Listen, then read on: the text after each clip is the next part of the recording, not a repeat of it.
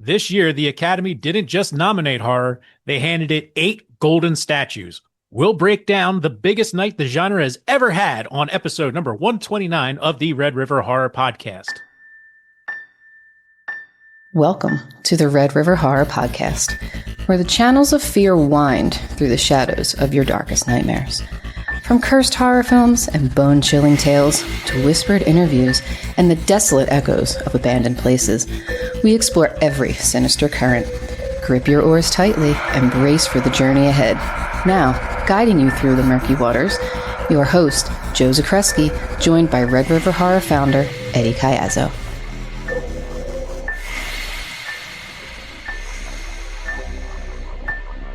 Welcome back to the Red River Horror Podcast. It's episode number 129. I'm your host, Joe Zakrzewski, joined as always by RedRiverHorror.com founder Eddie Caiazzo. Hey, Ed, how's it going? Joe, we are on air. Boom.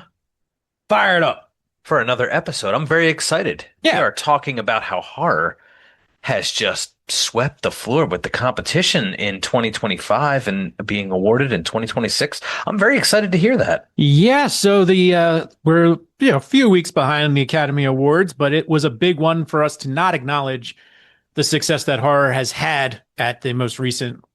Why is it they call it the 2026 Academy Awards, even though it focuses on movies from 2025 and so on? It's like sport video games where it's always the year ahead instead of the actual year it is. It's annoying. Anyway, there's my gripe. But moving on, the list of winners in the overall scheme of things the whole list increased by 33%, which is an absolutely massive gain for the horror genre at the Academy Awards. One of those things where we're seeing, in our previous episode, you might have heard us say elevated horror. And some people don't like that name for movies, but is it an effect of having higher quality? Is it elevated stories, maybe a mix of both, like, eight total statues? Eight. So I don't know. What's your reaction? I'm just very proud that the genre is finally getting recognized for a lot of the work that has gone into it. We've lived through a lot of good horror and a lot of bad horror in our time viewing and talking about it. But it seemed the Academy felt really strongly about this year's what this year's put forth. And I will say you were spot on about Aunt Gladys, man. You knew that was something special. You identified that pretty early, and the critics and the people who vote agree. Yeah, Amy Madigan was just amazing in that role. Obviously, if you know anything about me, you know how much I love weapons. We're seeing, since Black Panther, Ryan Coogler's become an industry darling. It's pretty amazing. Yeah. So, hey. And Creed, like he was, Apollo Creed, I've said it before on this podcast, Apollo Creed's one of my favorite fictional characters of all time, if not my favorite. So he had the task, he had to bring his son into the mix and make a good movie out of that. And for there, it's just like, okay, this guy clearly knows what he's doing. He made it work. Michael B. Jordan, his career has just exploded as well. So, it's a mutual tandem. Is it, a new era of a Scorsese, De Niro, Scorsese and DiCaprio, Coogler and Jordan. Yeah. One of those big tandems. Wes Anderson and Bill Murray, or Wes Anderson, the Wilson brothers. But he doesn't get the wins. He doesn't rack up the wins. He gets the noms usually in some way, but no. Seeing Coogler and Jordan, that's the new 1-2 punch. Yep. And then of course, no stranger to the Academy Awards, Guillermo del Toro, his version of Frankenstein. Right. We spent a lot of time on in the last episode. If you want to go back and check it out, 128 of the Red River Horror Podcast, because it was all about the Universal monsters and their enduring legacy. Yeah. And Guillermo del Toro thought, hey, I need to make a Frankenstein film. And he did. He did. And what he succeeded at is what he is best at, and that is just creating this atmosphere and vision that goes from his head to the screen. Yep. And he does it just as good, if not better, than anybody else out there. So congrats, Guillermo del Toro. Do you know how many nominations Sinners had? 16. That's insane. Yeah. Wow. Almost everywhere. That's pretty unbelievable. Yeah, 16 noms, 4 wins. Mhm. Yeah, for a movie that, obviously you heard me say it before and say it again, where I don't think it's as great as it's being propped up to be. I don't decide. So obviously there's different perspectives. And again, there's plenty of reasons for it to be nominated. So congrats to Sinners and all the people there for 4 wins and a record-breaking 16 nominations. That's the most in Oscar history. That's, I mean, and I was just talking about in the last episode, Yeah. vampires, not the biggest deal, but I guess let's dive into Sinners a little bit because you are a fan of the cinema, Yeah. right? You are a fan of movies. You consume a healthy amount of what's big, like what's out there.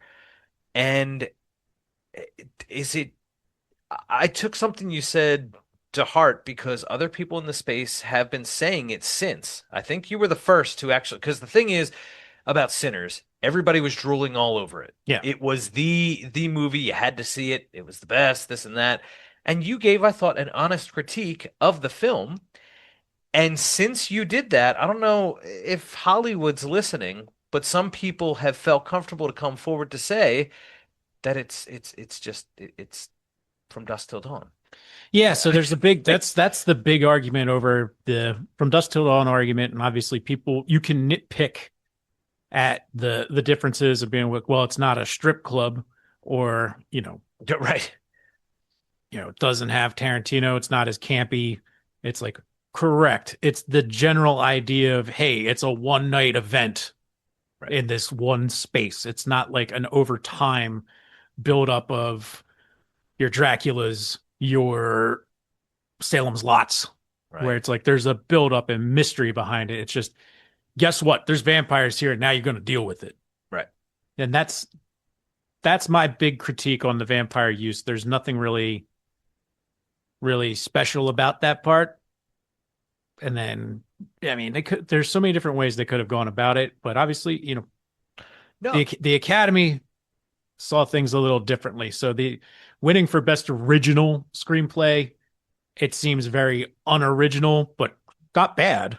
Yeah. Just original is not what I would call it. And even if you won't want to do From Dusk Till Dawn, I could just start laying out 1,000 different references, but there'd be heavy spoilers for things that are very recent that predate Sinners. Yeah. That I'm going to spare listeners and you information on. So, but I just wanted to give you credit because you came out at a very unpopular time, and it seems like some people in the space have adopted, or at least if they were afraid to say it, you led the charge.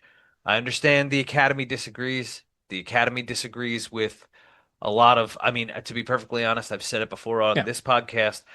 I haven't really connected with much past '08 that like when the Coen brothers were, what was it? It was The Departed '06, No Country for Old Men '07, and what was it? There Will Be Blood. There Will Be Blood. '08.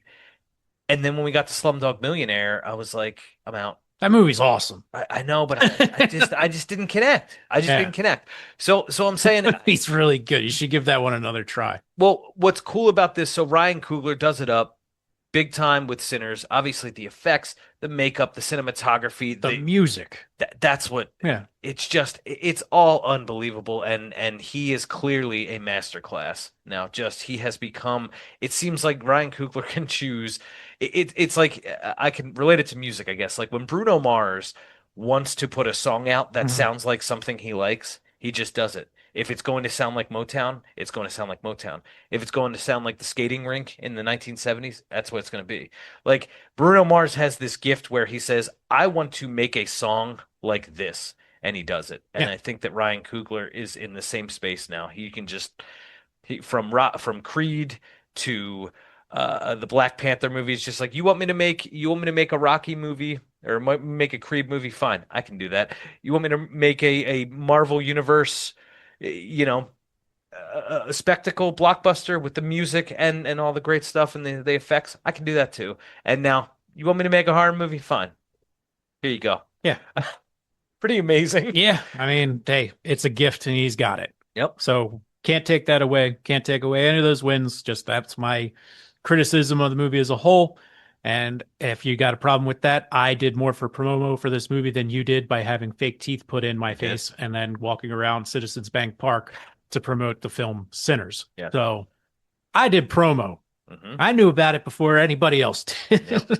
No, it was pretty cool. It's kind of cool to see it to its full conclusion. That film connected with people. A lot of people liked it. Yeah. It is horror, it is vampires, and it's just got a whole lot of flair. We talk about elevated horror. It seems like that had, as far as everything around that movie, it's pretty elevated for the vampire space.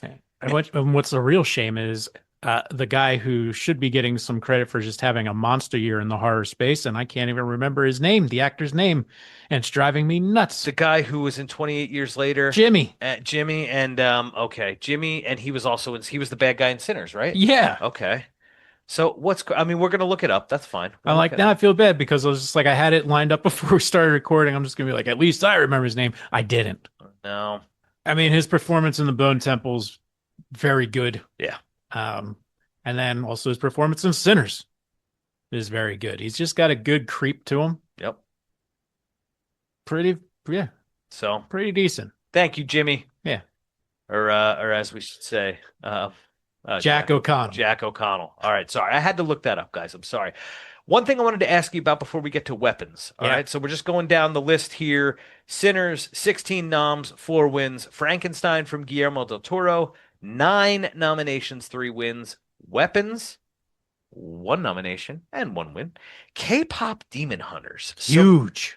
So what I'm into music. The kids are all asking for the K-pop Demon Hunters. Yeah. Now I keep forgetting that your daughter is now out of the age group, because whenever I say, "Oh, what does Zoe think of this?" It's just like, "Ed, she's 16 now." It's like, "Oh, Zoe's not the one. My niece, okay, is the one to go to for all things K-pop related or anything related in that sphere. So big on the K-pop Demon Hunters. What do you know about it? So why is it considered? I was doing research for the show today. Cultural phenomenon, man. It's the music that really brings it home. People love the music from K-pop Demon Hunters. Yeah, even people like I work with. Wow, just like that's really catchy. It's good. Like, yeah. No, that's what all the K-pop. You got to have the K-pop Demon Hunters. Yeah, so I think where this is at is probably whereas K-pop's been making a name for itself in global pop music. I think this is where we might see it maybe hitting its summit here in the States. I don't know. I'll let you know next time I go to Bonchon in Chinatown. They usually have K-pop playing. So okay. So in Chinatown, so would that be Japanese or Chinese for the K-pop Demon Hunters? It's Korean. I'm sorry. K-pop, duh. Yeah. Eddie. All right. So when I go to the Korean fried chicken place. Okay. Yeah. All right. They usually have K-pop playing or sports. Okay. That makes sense. Good chicken though. Yeah, I'm sure. Yeah. I'm pretty much any ethnic food you can think of. I can't turn anything down. Like if you say that, this is the best Greek such and such, I'm in. Yeah. If you say it's the best, Korean chicken, I'm in. Yeah. Like I'm in for all of it. I am fully on the side of all the ethnic foods. Oh, I yeah. have a lot of them in Philly. Yeah. But Food's good. Begonia. Hell yeah. Dark sci-fi. Did you see this one? I sure did. All right. What'd you think? It was fantastic. Nothing what I expected. I did all right, so we have Emma Stone. We have what's his name? Jesse I don't know. Super good actor married to Kirsten Dunst. Super bad? No. Oh. He's just damn good. Married. Jesse Plemons. Okay. And then the wild card is stand-up comedian Stavros and Halsakis or whatever. I always pronounce his name wrong. Okay. But one of my favorite stand-ups that's currently out there having a role in this movie. Wow. So did not know what to expect with him being in there for the current climate of today's culture, and it really, really fits today's, angst amongst in our society. Okay. He does a really good job at that. And then Stavi, baby, just seeing him in a non-comedic role, like he had his first movie come out in 2024, might have been early 2025, but he plays a dumbass who joins a cult, but he's also really annoying. So when they're doing this ritual suicide, they send him out and he comes back and everyone's dead. Yes. So he tries to get it. He finds the cult leader who didn't go through with it, and then they try to restart it. Of course. Right. And then in this, he plays a cop. Okay. And he said it was like the director, Yorgos Lanthimos, Greek guy. He was like, wanted a Greek presence, and him being a Greek American gave him the opportunity to play a more serious role, and he absolutely killed it. Okay. Well, it didn't win, but it was nominated for Best Picture. Yeah. Begonia. Ed, for a very small cast, it is like, it's just so well done, and everybody in it is just fantastic. So like hits levels of like discomfort, uncertainty. I really enjoyed Begonia more than I was expecting to. I was just like, oh yeah, no, it's a good cast, and then Stavros is going to be in there. And then you enjoyed it. Yeah. Hey. Look, there's not much to dislike about Stavi. He's from Baltimore. He's got nothing but love for Philly, and the way he refers is we're mid-Atlantic scumbag cousins. It's not that much different. I'm like, he's right. Yep. We're in between. Yeah. In between DC and New York. Yeah. So, yep. Good guy. Very funny guy. Check out his work, any of his stand-up specials or his podcast. Fucking hilarious. All right. But anyway. Honestly, we talked about it earlier last year. This horror comedy, like the comedians that enter the horror space seem to do it really freaking well. And I don't know if that was because we were told long ago that the two hardest genres to get right are horror and comedy, because they either have to be funny or scary, and that's very hard to do. Yeah. So, Begonia, I mean, again, it crosses the line of like, how horror is it? Yeah. But it's definitely, it's a tension. It's a tension movie. Excellent. Well, we'll get into some of the winners. Yeah. Ready for this? Absolutely. So we talked about the noms. Best Actor, Michael B. Jordan. His role as Smoke and Stack. So. Yeah. First time the modern dual role. It's amazing that Eddie Murphy never got one. It is amazing. For how many roles he's played. I know. So, I mean, even Mike Myers. Mm-hmm. So, and original screenplay, as you said, Ryan Coogler, he also produced and directed the movie. So, he had a lot of, he had a lot of say in this one, Ryan Coogler. That was all him, and God bless him. So, and now that makes two in the horror space, two black guys. So we talk about original screenplay. That's what Jordan Peele won in 2017 for Get Out. Yeah. So now Ryan Coogler wins for Sinners. Hey, it's not a bad thing. So it's good. Oh. Good. Hopefully it inspires other younger people to pursue, not hold back and go for it, pursue these their own opportunity in film. And that's usually what you hope. Yeah. We see somebody outside of the cultural, someone, not the same old faces. So hopefully. We're talking horror. Two black horror writers in the past 10 years.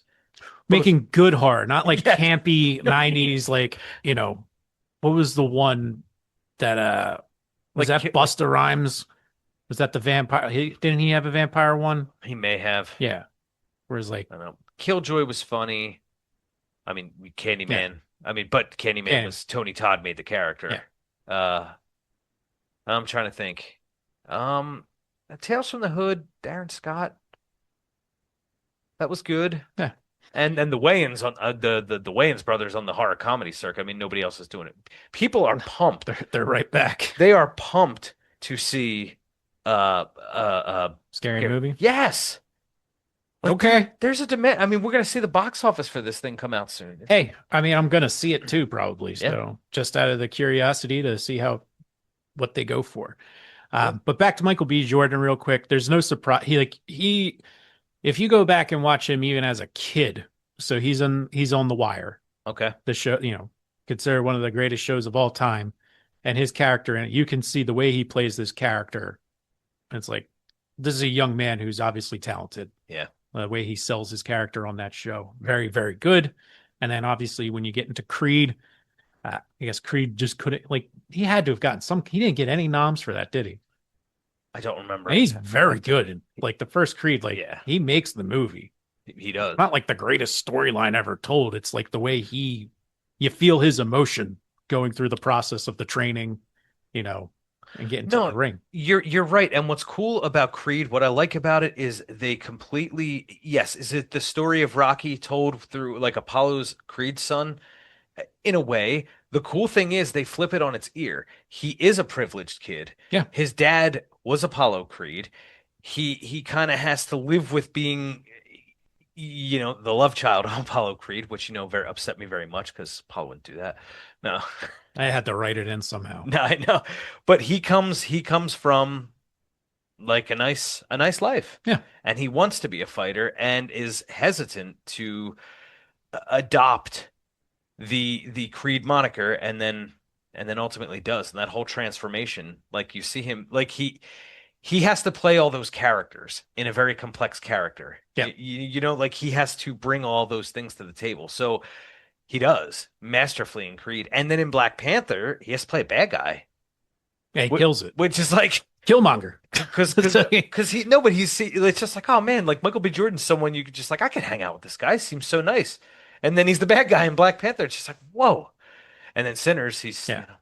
But I mean, also in Black Panther, he like his Killmonger, like as the villain, he makes the movie because it's like it's very again, it's like a movie with a lot of atmosphere and a lot of great special effects. And you have like, our hero Chadwick Boseman, and it's like how it's, along comes Michael B. Jordan in his Killmonger role with the jealousy and the intensity that he brings to it, just sets the tone for the rest of the movie, and the rest of the, like the rest of the cast can feed off of that. Yeah.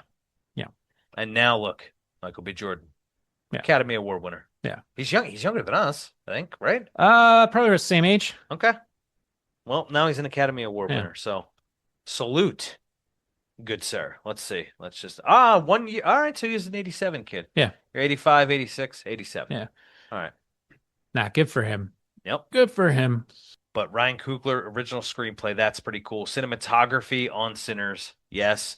Autumn Durald Archipel. Well deserved. Yep. She's First woman and first black cinematographer to win. Yep. Yeah, congrats. That's huge.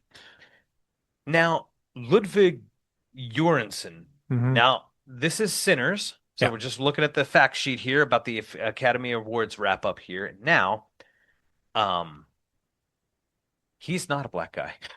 Okay. I mean, yeah, it was like it's a What? not a come other on. people worked on the movie. Come on, Ludwig Göransson. I just like you're reading through the thing of Sinners, just like this big achievement in entertainment. Michael B. Jordan's got his first Academy Award, and it's just like the music, this all this stuff, and it's just like, and there's Ludwig. Yeah. He's Hey man, it takes a village. takes a village. And what is it, John O'Connell? Jack O'Connell. Jack O'Connell. All right, good bad guy. It takes a village. Jack O'Connell is like he's got to be like this generation's bad. He's just got to keep playing bad guys. I mean, he's pretty damn good bad guy. Yes. Keep him coming. Yeah.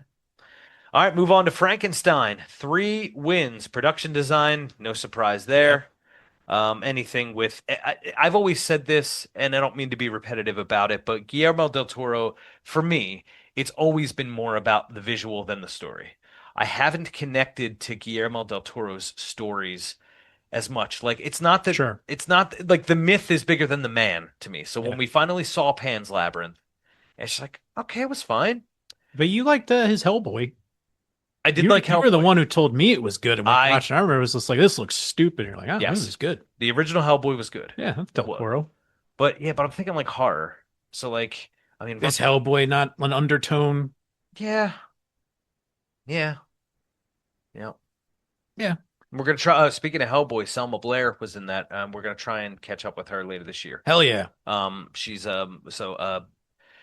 thinking about going to the '90s con up there in Hartford, Connecticut. They moved it. It would be normally this time of year. They moved it to October. Yeah. So we're hoping to get some good interviews from there. Selma Blair being one of them is the hope. Yeah. So Fingers crossed. anyway, Frankenstein, Tamara Deverell and Shane Vo. Best costume design, Kate Hawley. Best makeup and hairstyling, Mike Hill, Jordan Samuel, Cleona Fury, and Yeah. So, I mean, so even with like Frankenstein, I have not had the time to sit down and watch it, and it's obviously it gets into that horror genre because of what we talked about on our last episode, Universal Classic Monsters. I think Del Toro is like his imagery is what makes things scary more than attempting to make you feel scared. Yeah. And with this Frankenstein, I think he was trying to be more true to the book and not Universal Monsters Frankenstein. Yeah. Right? I believe that was the goal. And it clocked out about 2.5 hours. So yeah, Yeah. absolutely. Yeah. So yeah. And then I would really want to get back to the 85 to 90-minute fix. Just I know. bang them out. But hey, I know this is hard. Again, Guillermo del Toro is beloved. He has a body of work that people in the horror space like. He has brought things visually to another level. And when CGI looked corny, yeah. Guillermo del Toro made sure it didn't look corny. And he had a absolutely bonkers cameo in It's Always Sunny in Philadelphia that nobody even recognized it was him. That's amazing. Yeah. Well, is it because he was done up too much, or did yeah. not know it was him? He's was it Pop McPoyle or Patty McPoyle? Okay. In the courtroom scene, he's got the bird under his hat.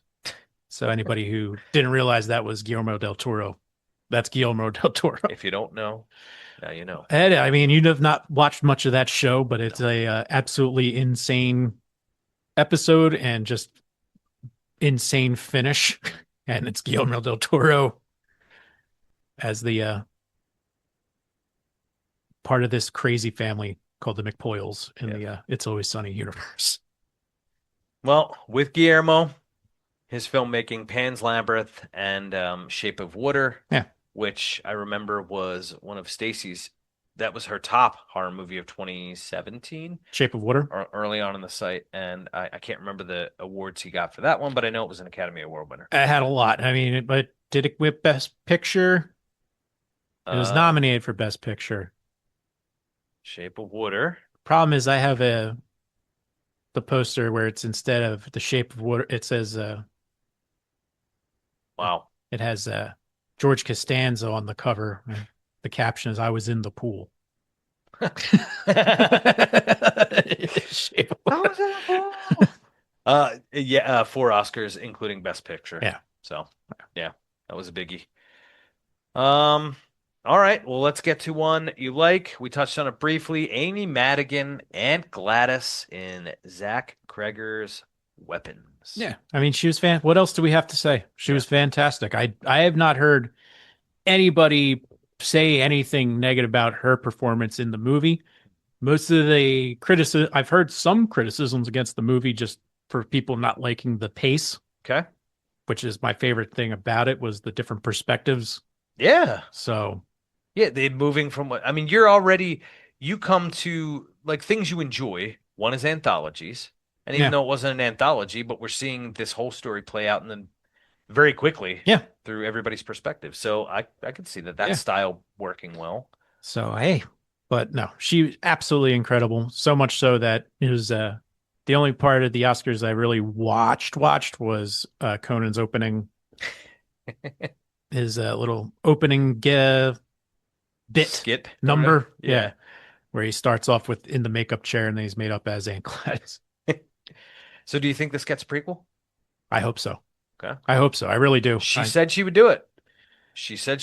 We'll see what Zacky's got up his sleeves, And here's the one, just want to touch on it briefly because I know nothing about it except the music. K-Pop Demon Hunters came away with 2. It came away with Best Animated Feature. Yep. Directors Maggie Kang, Chris Applehans, and Michelle L.M. Wong, and the Best Original Song, Golden. So I know it for music. That's what it won. Well, animation. I mean, it's just blown up. It absolutely blew up and just took a nice bite into the culture pie. Yep. And that music is, the young folks love it, and even some older folks love it. So, what can I say? Good for them. Good for them. So we'll move on. Joe, horror as a whole. Yeah. The Academy Awards. I put some things down. What do you got? Well, let's see. So when I was saying that a 33% increase in overall horror wins So what was that number? It's 10 wins overall, and then this one had 8. So that's even more than I thought it would be. So 10 total wins yeah, for horror at the Academy. I mean, we're talking wins. yeah, That's amazing. yeah. Well, you know what it is? It's a genre. Like, you ever think about how in our lifetimes, how the popular movie, that big release, how that's changed over time? So, for example, when I was younger, this is how I think about movies, the big releases. When I was a kid, it was always like these dramas Right. that were like the big. So we'll throw it because I already made the Seinfeld reference. The English Patient, Yes. The Last of the Mohicans.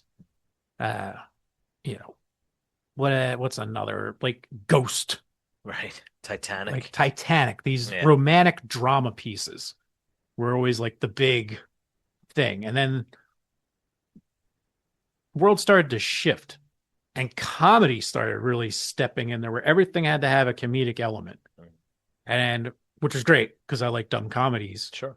and more funnier stuff was getting bigger recognition for the most part. And now you get into these bigger spectacles, like the big franchise films. Like, we saw the Harry Potters, Lord of the Rings, Sure. your Twilights, your Mass market. yeah, Avatar, like Yeah. Star Wars up, like, Yeah. these bigger franchises start to lay out. One thing that has always stayed consistent that entire time is horror. It has. And that's from beginning to now. And whether you want to say it's elevated over time, I'm going to say it didn't, because there's always been good movies with horror elements to it. Yep. And I think it's finally seeing like that consistency is of just time is finally really paying off.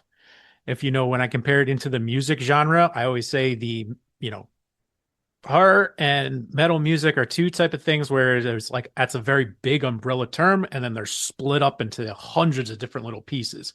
Yeah. But you're seeing horror win at the Oscars. You saw a death metal band open the Summer Olympics in Paris in 2024. Another one on live like more extreme stuff getting on TV. Yeah. And now you have horror absolutely raking in at the Academy Awards. Mm-hmm.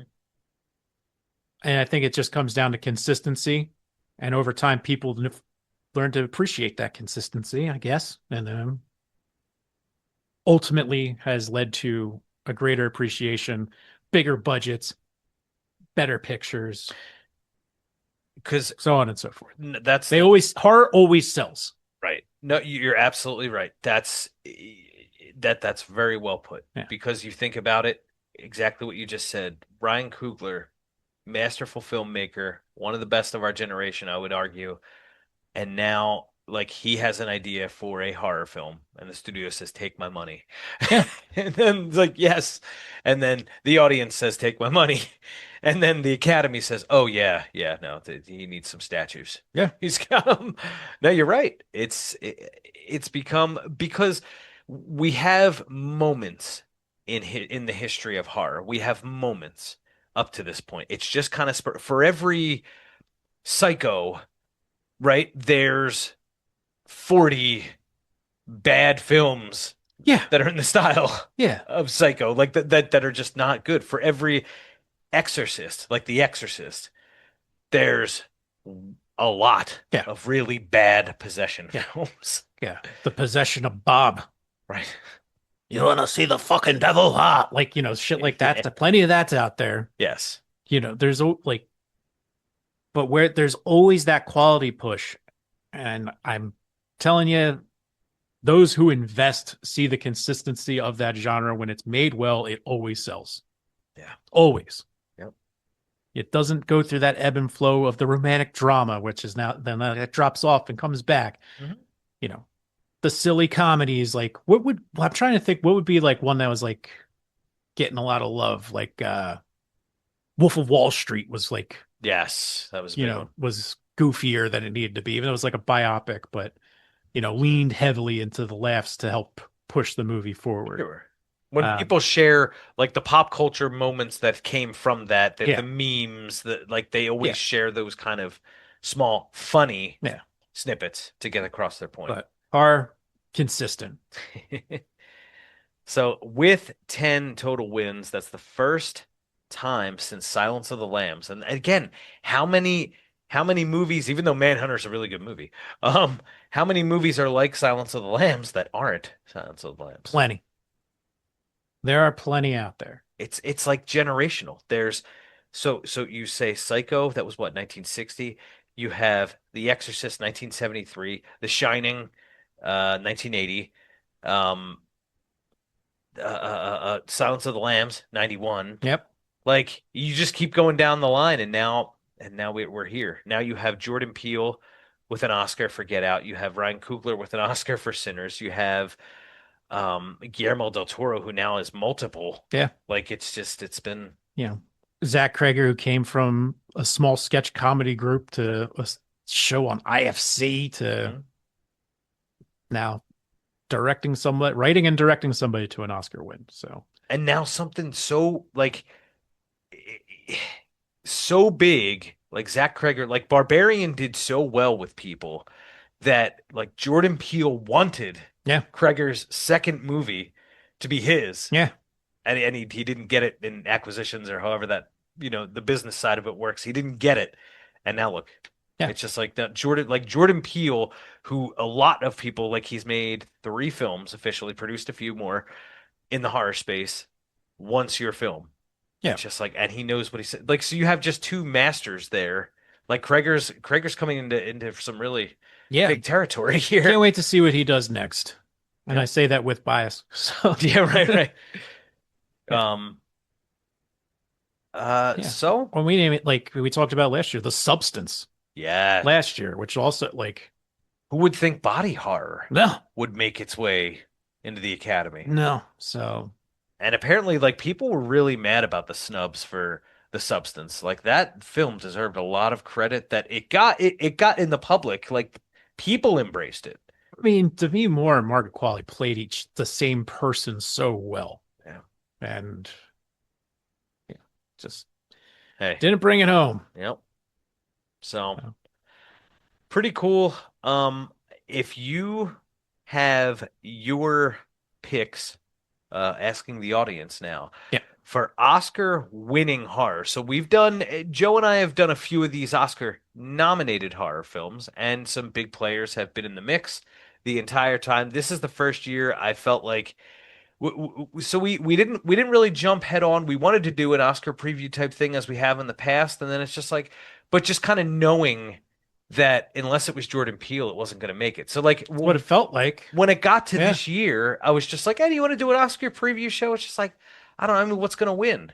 Well, this was the year to do the Oscar wrap up as opposed to Absolutely. the preview. Yeah. I mean, you can't, I mean, obviously one battle after another is not horror, but it's like it's an action, it's an intense film. Mhm. So, I mean, if you just like the thriller type feel, you're going to get that out of that, which ultimately won Best Picture. But Yeah. that's a movie, and I'll say it, you could shave about 30 to 40 minutes off of that movie and it wouldn't lose a bit. So, all right. So, Joe, you've brought up length I'm over it. of I'm over the long movies. Runtimes. You've brought up runtimes now. Yeah. Pretty consistently. Yeah. So, why don't we do this? Yeah. We have to do an episode. Let's look for horror movies in that 80-minute runtime There's plenty. and see how many, not like 80 sharp, but Yeah. within the 80 minutes, like 80, 81, All right. 82. All right. All right. We'll look at that. We'll do that. We'll put a list together, and then we'll just go rapid fire. I'll hand you a list, or I'll name a movie, and then you'll say whether you like it or not. In. Let's do it. Let's do it. Do it. Just to prove there's something to this runtime thing. It's so was one battle after another. Did you enjoy it? I know that everybody enjoyed it, but did you enjoy it? Yeah. Yeah. It could have been a lot shorter though. Yeah. I mean, like, if you see it, you can even pick up on it. Like Paul Thomas Anderson now feels like he's got his formula that works, but unnecessarily long. Yeah. remember like There Will Be Blood? How much of that could you shave off and it wouldn't lose anything? No. There's just a lot of dead time. Yes. Amazing actors, but you're just letting them. Same thing. Yeah. There's a lot of time that is just dead time. It doesn't really provide much to the story, the plot, anything. It's just there to add. Yeah. There. So. That's my thoughts. You can argue with me that anytime, anywhere. I'm gladly have that conversation. No, I mean it's what's prevented me from watching Oppenheimer. It's what's prevented me from watching The Irishman. I want to see these movies. Yeah. I love Nolan is one of my favorite big box movie makers. Like that's not horror. Christopher Nolan, huge fan, but I can't. Dude, I know people who are just like they're fine watching movies in chunks. But like I watched a little bit there and a little. I'm like, no, I can't. If it's a movie, I need to go from beginning to end. I mean, obviously I have watched them in the broken up way, but I would rather not. Yeah. So, okay. Yeah, 3 hours is a hell of an investment. And the longest movie I ever did that for was that Apocalypse Now Redux. Oh. Yeah. Okay. That was long. Yeah. It was good. Yeah. Yeah. It was long. Big movie. Very long. Well, congrats to Sinners, Coogler, Michael B. Jordan, Frankenstein, Guillermo del Toro, Zach Kreger, Weapons, Amy Madigan. God bless you. Unbelievable. Glad you got your Oscar. And the K-pop Demon Hunters, which I'm still going to probably follow through their music. I can't. You might as well. I mean, that'll be fine. You want to be aware of the current pop music. I mean, you got to get in there. You got to get in there. Okay. I'm a big pop fan. And Begonia. Which you should, because like K-pop is very much 90s boy band with the music videos and the styling and at least from my eyes. Yes. I also think it hit at, when that hit, when BTS became really big, people were just like, this is so you. And I like the song Butter. That's a good song. But like, I have so much more to do now. You do. That's the problem. Like, it is. But like before, I have trivial information out the wazoo about 90s pop music. I mean, things you would just be like, why would you, how? Sure. And for some reason, the K-pop phenomenon, I have to chalk it up to, moving into my professional life, having a kid, all that fun stuff, marriage. It's the way she goes. But I will do some digging. I like the song Butter from BTS. That's a good song. Yeah, I mean, K-pop Demon Hunters, put it on your radar. Okay. K-pop Demon Hunters and Begonia, you have me very interested in. I want to check that out. Yeah. So that was our Oscar wrap up. Biggest night in horror history, or biggest night in Oscar history. The night went to the horror genre. Hell yeah. I'm very proud of that. We had to talk about it. Yeah. So follow along at Red River Horror on the Instagrams, on X. Also Instagram, Facebook, TikTok. Yeah, Facebook. Facebook is whoa, baby. Yeah. People are consuming Facebook thing. I forgot how effective the group things. People love the groups. They love the groups. Love the groups. So we're gonna do that. Got a lot of great stories that we want to tell you coming up soon on the Red River Horror Podcast. A lot of guests that we want to meet, but you can follow all of it along there, and we'll keep it posted. We'll keep it coming. I'm gonna get some reviews on the podcast channel as well. So subscribe on Spotify, Apple Podcasts, and YouTube. YouTube's going well. Damn right. Having a lot of fun on YouTube, Joe. Yeah, always. Cool. It's always a great time, Ed. It's been episode number 129 of the Red River Horror Podcast. And hey, folks, remember to keep traveling those channels of fear. Thanks so much for tuning in to the Red River Horror Podcast. Don't forget to follow, subscribe, like, and share. For great written horror content, go to redriverhorror.com. On Spotify or Apple Music, leave us a comment. Or if you have a thought about the show, just email redriverhorror@gmail.com. Thanks for listening, thanks for watching, and as always, thank you for following those channels of fear.